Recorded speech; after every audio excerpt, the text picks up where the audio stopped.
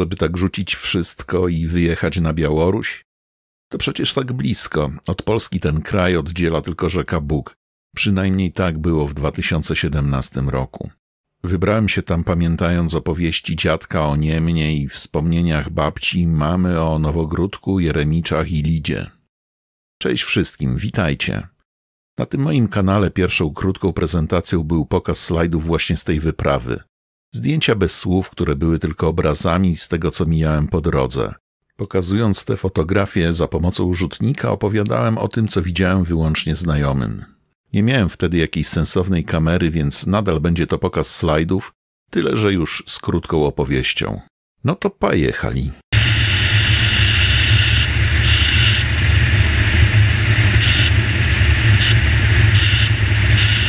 Wybierając się tutaj chciałem być 2 tygodnie. Wizę dostałem na 8 dni. Dlaczego na 8? Bo tak ktoś po prostu chciał. Wjeżdżając na Białoruś otrzymałem całe mnóstwo ważnych dokumentów do wypełnienia. Na granicy bez cyrylicy może być niewygodnie.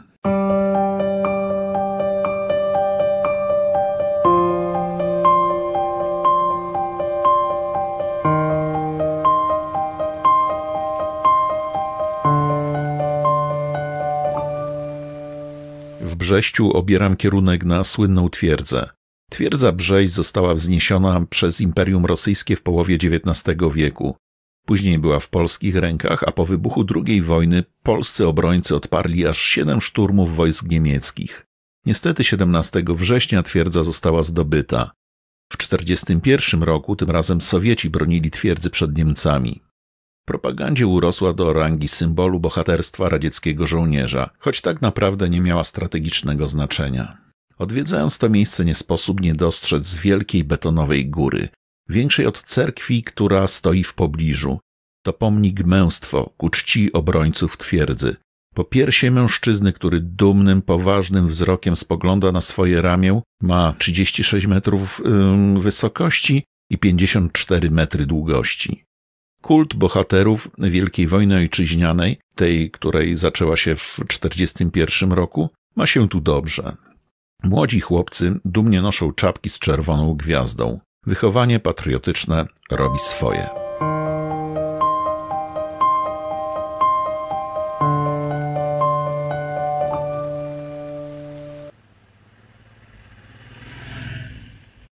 Niecałe 15 kilometrów od Wielkiej Twierdzy leży miejscowość Skoki. Prowadzi tędy szlak rowerowy śladami nadburzańskich tajemnic. Już sama nazwa jest intrygująca. Na dodatek jest szlakiem jednoczącym przygraniczne rejony Polski i Białorusi, jak głosi tablica w pobliżu pięknego dworu. Od XVII wieku Skoki oraz zespół dworsko-parkowy należał do Niemcewiczów.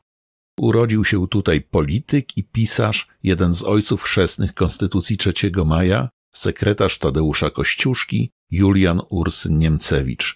Teraz młode pary fotografują się w tym historycznym miejscu w tak ważnym dla siebie momencie.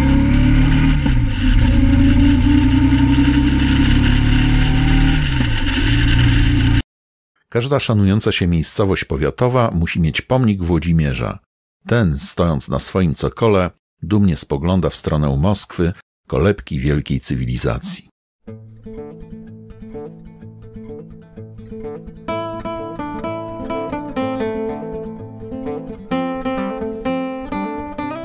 W Kamieńcu, kiedyś zwanym Litewskim, musiałem zobaczyć ceglaną obronną wieżę wzniesioną prawie 750 lat temu. Wieża z jakiegoś powodu nazywana jest Białą Wieżą. Ponoć biały kolor oznaczał niegdyś wolność i swobodę. Radzieccy naukowcy twierdzili, że właśnie od niej wzięła się nazwa pobliskiej Puszczy Białowieskiej. W rocznicę 700-lecia powstania miasta w Kamieńcu wzniesiono pomnik jego założyciela, księcia Włodzimierza Wasylkowicza, który teraz pokazuje żubrowi, którędy do puszczy.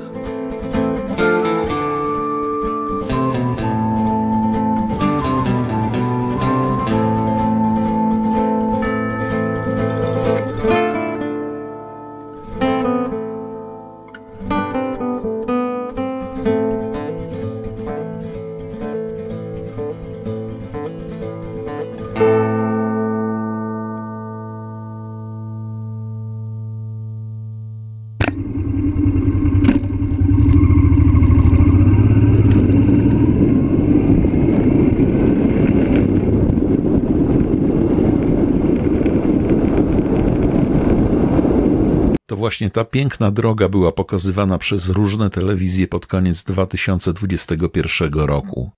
Miejscowi mówią o niej marszrut na zapad, znaczy się trasa na zachód.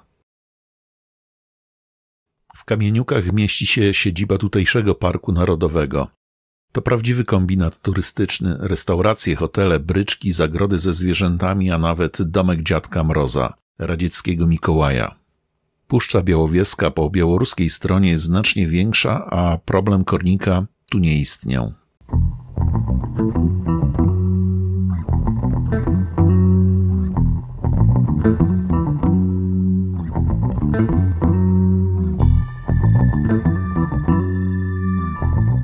Chciałbym opowiedzieć więcej o ludziach, ale ludzie tu boją się rozmawiać otwarcie. Za rozmowy o polityce i przywódcy można mieć przechlapane. Gdy byłem z kimś sam na sam, można było chwilę pogadać swobodnie, ale wystarczyło, że pojawił się ktoś postronny, rozmówca nagle zmieniał temat.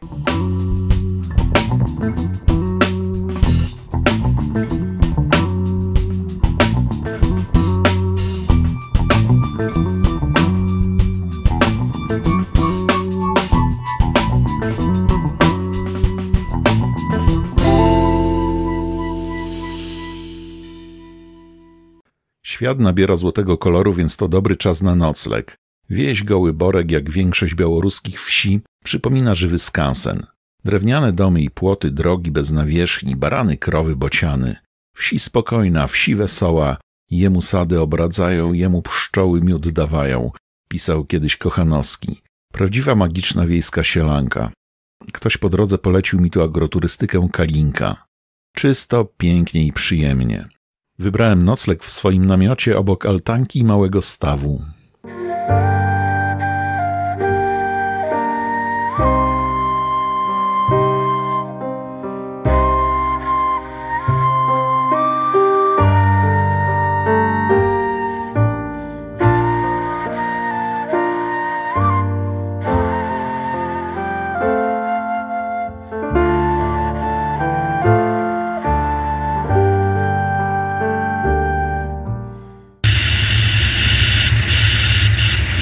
Obieram kierunek na Grodno. Mijam kolejne wioski i miasteczka. Cerkwiom towarzyszą pomniki radzieckich bohaterów, często z czerwonymi sztandarami. Bohaterowie ci przeważnie są pomalowani grubą warstwą srebrnej farby. W pełnym słońcu robią niejednokrotnie większe wrażenie niż błyszczące kopuły świątyń. Włodzimierz znów wyciągniętą przed siebie ręką wskazuje jedynie słuszny kierunek.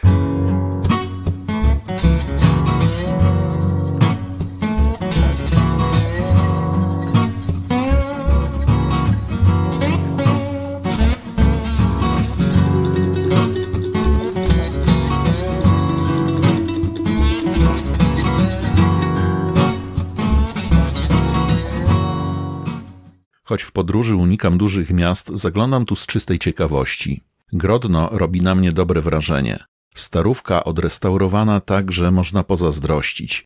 Mieszczanki bardzo atrakcyjne. Widać godziny spędzone przed lustrem i markowe ciuchy. Płyną na swoich obcasach po brukowanych uliczkach miasta. Bardzo epickie. Świeci słońce i na zamkowej górze, leżąc na trawie, patrzę, jak w dole płynie dostojnie Niemen. Dziadek często opowiadał mi o tej rzece, jak z kumplami przepływał na drugi brzeg. Zrobiło się nostalgicznie, więc spójrzcie na starą remizę z socrealistycznym muralem, bogatą synagogę i czołg na wielkim cokole z 7 gwiazdkami. Czy za tymi czerwonymi gwiazdami kryje się jakiś przekaz? Okej, nie brnę dalej.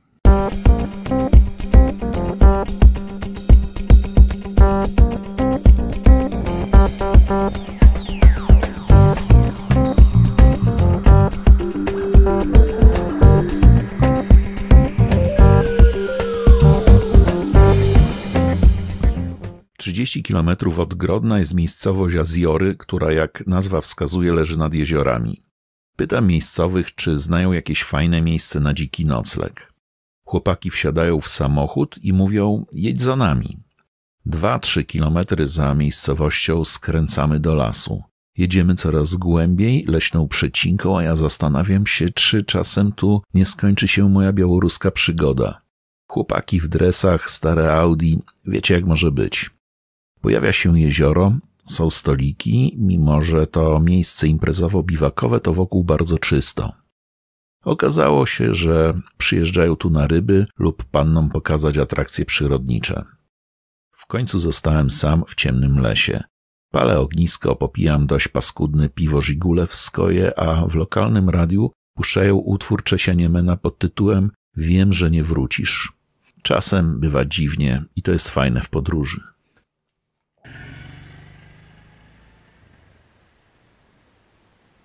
Wybieram mniej uczęszczane drogi, bo są z reguły ciekawsze. Kolejny srebrny wódz rewolucji pokazuje mi, dokąd jechać. Tu ziemia jest płaska, więc z oddali widać już 2 ceglane wieże kościoła w starych wasyliszkach. Miejscowy dobrodziej pokazuje wnętrze świątyni. Dość dziwną kaplicę, zewsząd kapiący gips, a może to miała być stara jaskinia lub kraina lodu? Dziś trąci kiczem, ale kiedyś zapewne przyciągała gapiów i wiernych. W tych okolicach nie wylewano za kołnierz, więc przy samym wejściu wymalowano stosowny fresk. Biada wam, którzy wstajecie rano, abyście się opilstwem bawili i pili aż do wieczora. Nasi przodkowie od zawsze potrafili rozkręcać dobre imprezy. I to od rana.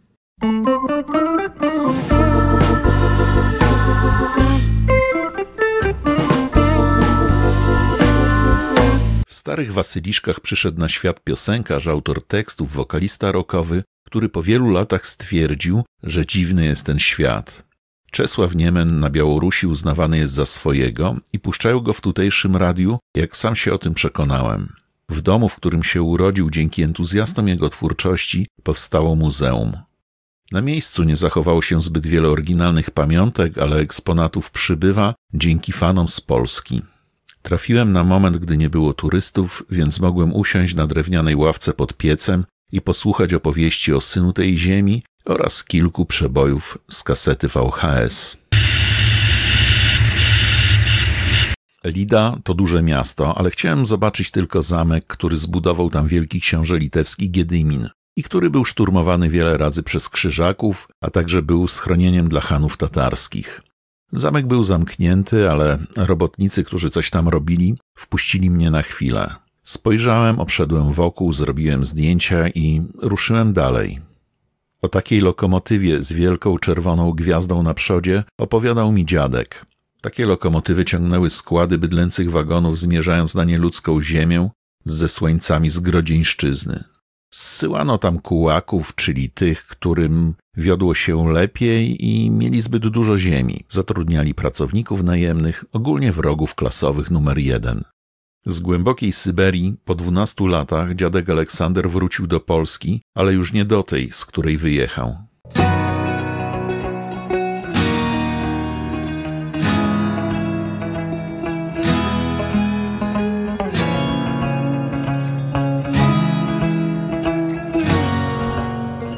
Nowogródek, o którym nieraz opowiadała babcia i mama, był ważnym punktem na tej trasie. Na Białorusi, gdy nocujesz u ludzi lub byle gdzie, należy co 3 dni zameldować się na milicji. Od tego zacząłem moją wizytę w Nowogródku. Potraktowałem to jako atrakcję turystyczną. Żelazna brama, ponure twarze, jak na filmie. Nowogródek to przede wszystkim rodzinne miasto naszego wielkiego wieszcza Adama Mickiewicza. Odwiedzając dworek Mickiewiczów przy ulicy Lenina 1 wraz z grupką rosyjskojęzycznych turystów, dowiedziałem się, że był to wielki białoruski poeta, który pisał niestety po polsku. Pewnie taka moda wtedy była.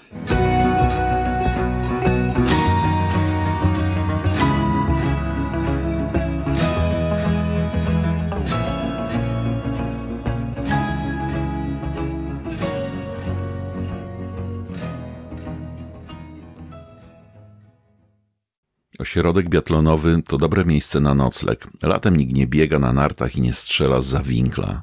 Pomarańczowe barwy wieczoru oraz cisza przekonują mnie, aby zostać tu na dłużej. Rano wpada poznany wczoraj kompan od Transalpa. Jednakowe motocykle jednoczą ludzi. Wspólnie jedziemy odwiedzić miłośników motocykli, literatury fantazji, a przede wszystkim ludzi z niesamowitym polotem. Tworzą coś, o czym bym nawet nie pomyślał, wybierając się na Białoruś. Będzie to miejsce spotkań dla ludzi takich jak my, twierdzi jeden z właścicieli. Z sejfu, który wygląda jakby pochodził z Nautiliusa, wyciąga wydanie poezji Mickiewicza z 1897 roku. Przystanek autobusowy w tej miejscowości wygląda natomiast jak fragment scenografii z Władcy Pierścieni.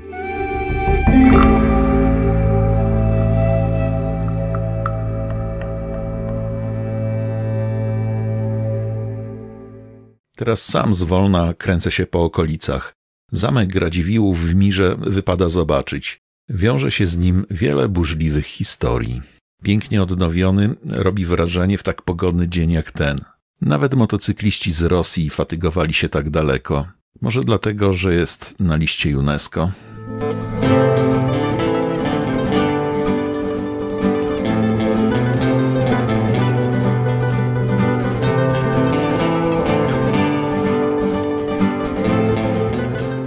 Jeremicze to rodzinna wieś moich dziadków, wujka i mamy. Zagaduję do ludzi, może coś pamiętają. Minęło zbyt wiele czasu i po co pamiętać o tych, których stąd wywieźli lub musieli uciekać, zostawiając za sobą wszystko. Jedynie kościół, choć przerobiony na cerkiew, nadal stoi na swoim miejscu. Mogłem usiąść na chwilę nad Niemnem, przejść się po polach, o których tyle słyszałem za młodu. Takie tam wspomnienia.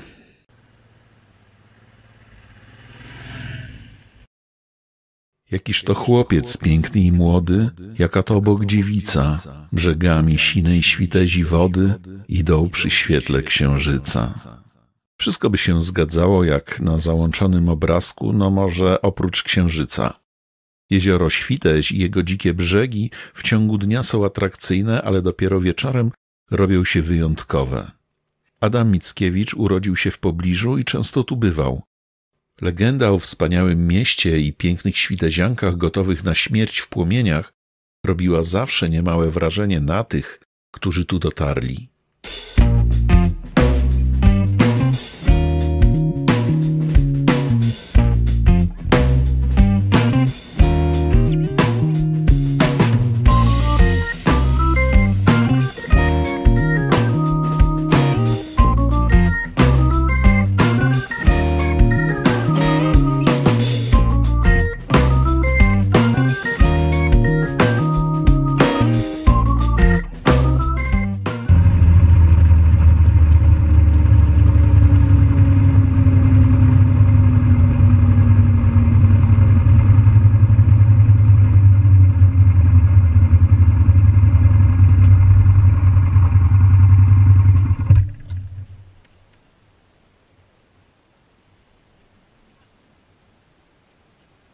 Odwiedziłem miejscowość Naliboki, o której opowiem może przy innej okazji. Już myślałem, że znalazłem fajny las na nocleg. Niestety okazał się lasem radioaktywnym, o czym ostrzegała stosowna tablica. Co tam się wydarzyło? Nie mam pojęcia. Skoro nie tu, to jadę nad największe jezioro w przedwojennej Polsce, które jest teraz największym na Białorusi. Nie ma morza, ale też jest fajnie. Jan Bułhak, ojciec polskiej fotografii, upodobał sobie jezioro Narocz, bywając tu często i publikując zdjęcia w zeszycie wędrówki fotografa w słowie i w obrazie.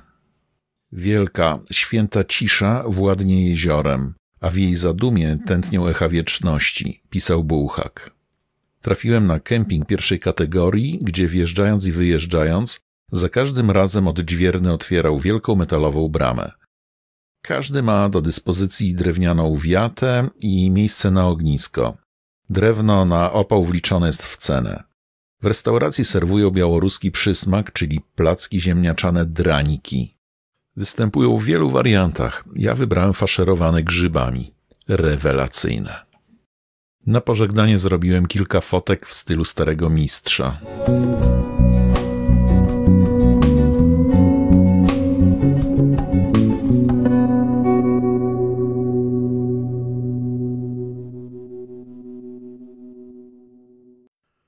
Jutro kończy mi się wiza i obieram kierunek na Wilno.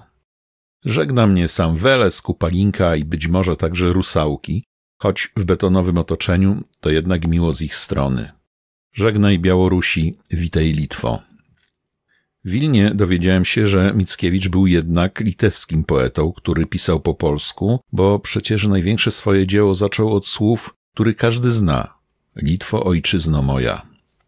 Jeden poeta, a 3 narody. Adaś był stąd i pisał o Polsce, której już nie ma. Na kempingu pod Wilnem spotkałem kolejnego posiadacza Transalpa. Był to Grek, który wracał z wyprawy na Nordkap. Nie przypuszczał, że latem na północy jest zimniej niż zimą nad Morzem Egejskim. Podróże kształcą. Będąc na Litwie, warto odwiedzić zamek księcia Kejstuta w Trokach. Zamek wiele razy był oblegany przez Krzyżaków, aż w końcu odzyskał go Jagiełło. Po bitwie pod Grunwaldem stracił swoje znaczenie wojskowe. To nie koniec jego historii, ale koniec mojego czasu na Litwie.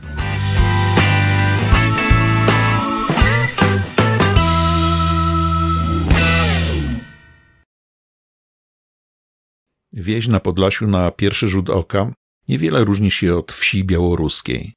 Gospodarze odpoczywają na ławeczce przed drewnianym płotem. Kolorowe okiennice zdobią, chronią i odróżniają poszczególne domy. Ulica Mickiewicza pamięta chyba młodość swojego patrona. Swoją opowieść zakończę po naszej polskiej stronie Białowieży. Zastał mnie dość smutny widok współczesnych czasów.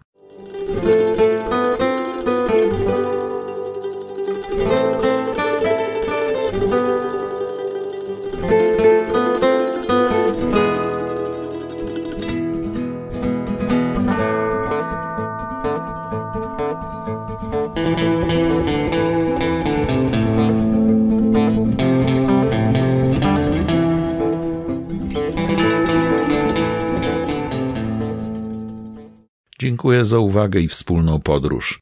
Jak zawsze liczę na Wasze komentarze i pytania. Jestem także ciekaw, czy taka forma prezentacji daje się oglądać. Pozdrawiam i zapraszam do innych moich relacji. Grzegorz.